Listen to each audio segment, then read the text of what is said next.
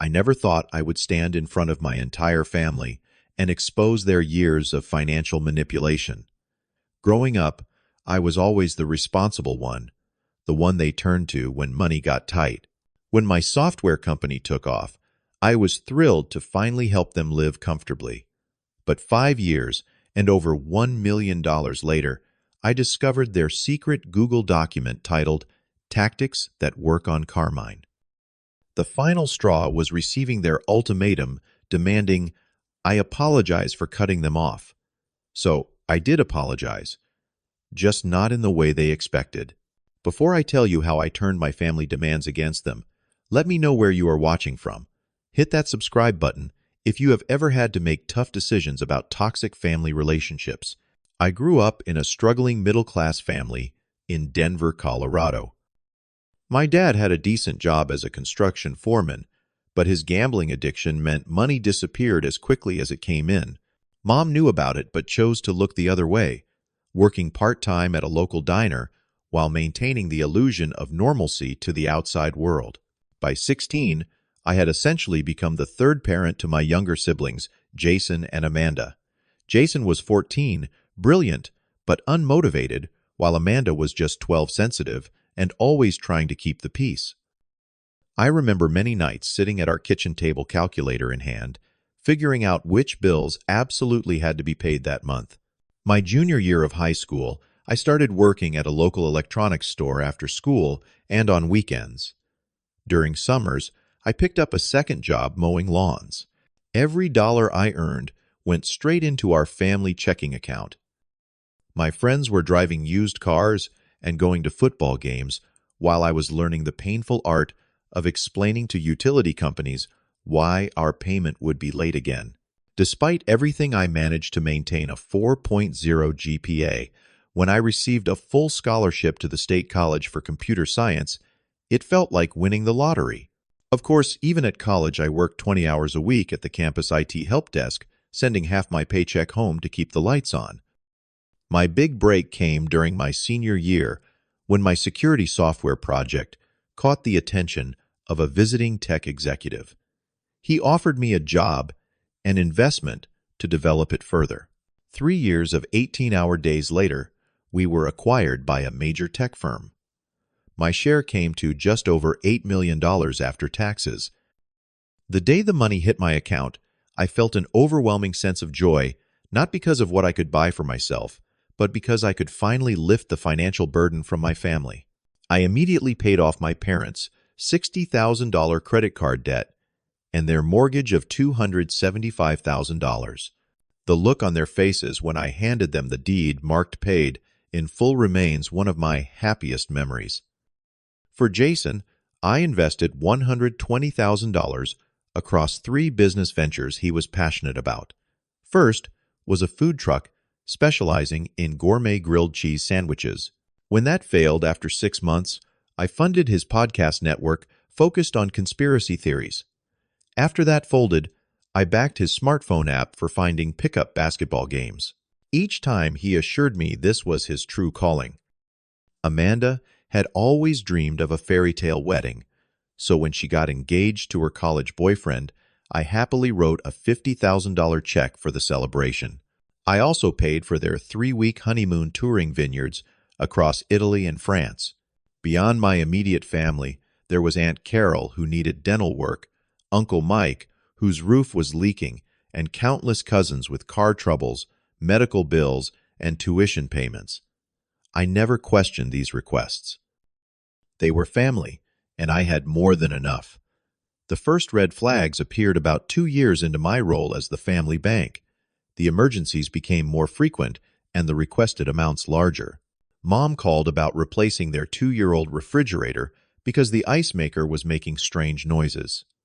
Dad needed a new truck because his was embarrassing to drive to job sites despite being only 4 years old. Jason began pitching new business ideas before the previous ones had even officially failed. Amanda started calling about marriage counseling costs, then private school tuition for children she and her husband could not afford on their own. The real shock came during a casual conversation with my parents' neighbor who mentioned how excited my folks were about their new lake house in Michigan. This was news to me. When confronted, they acted like it was no big deal. "We got a great deal," Dad said dismissively.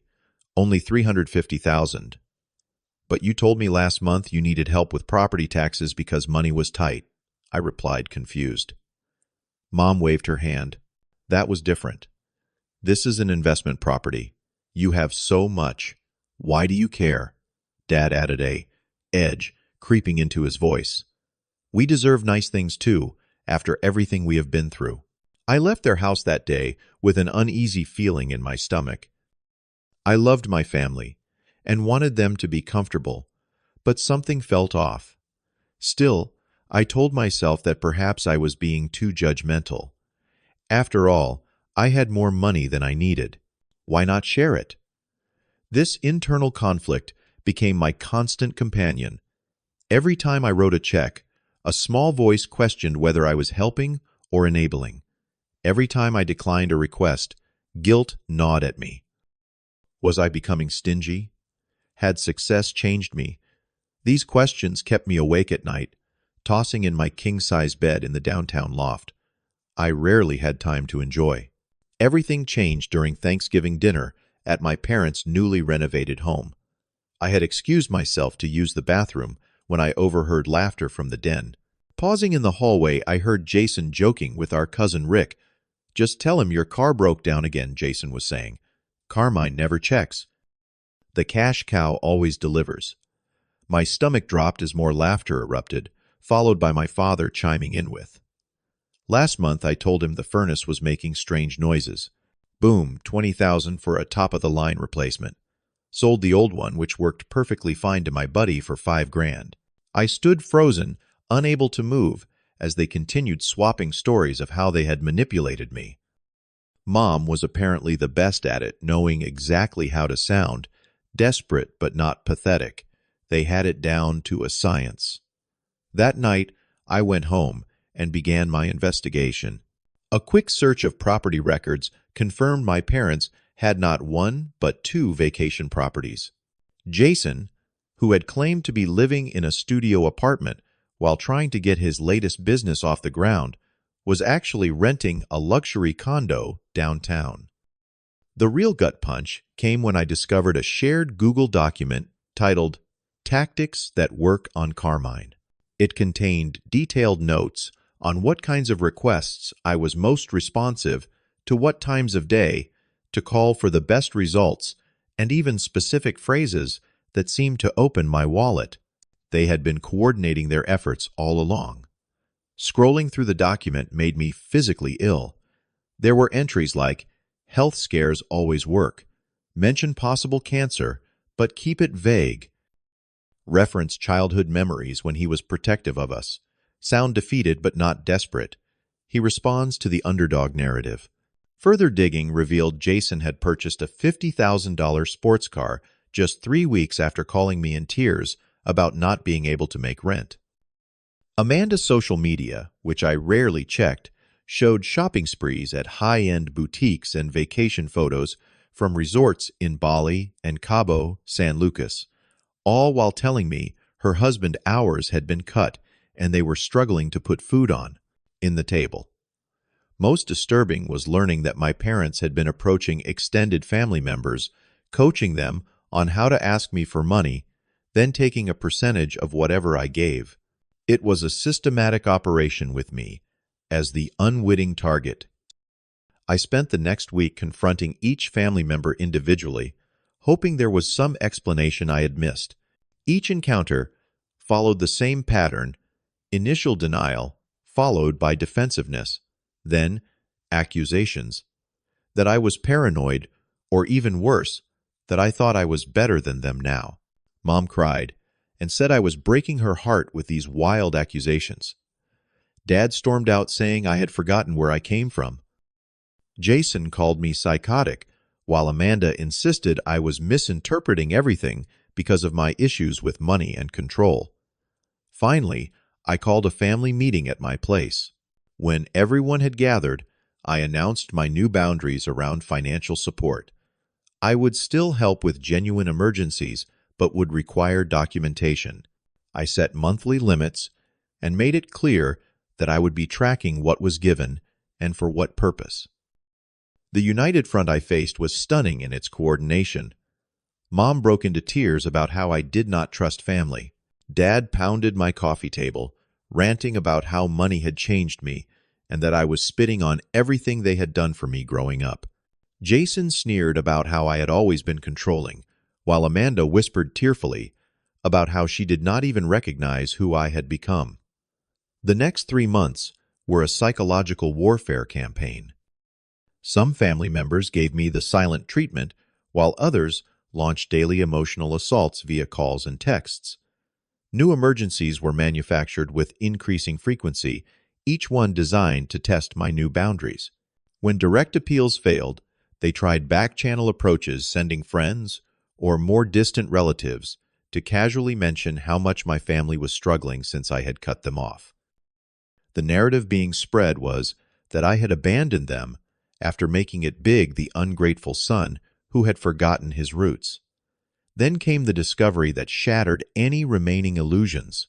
A business contact called to ask about a charity I had apparently started focused on supporting struggling families with entrepreneurial dreams.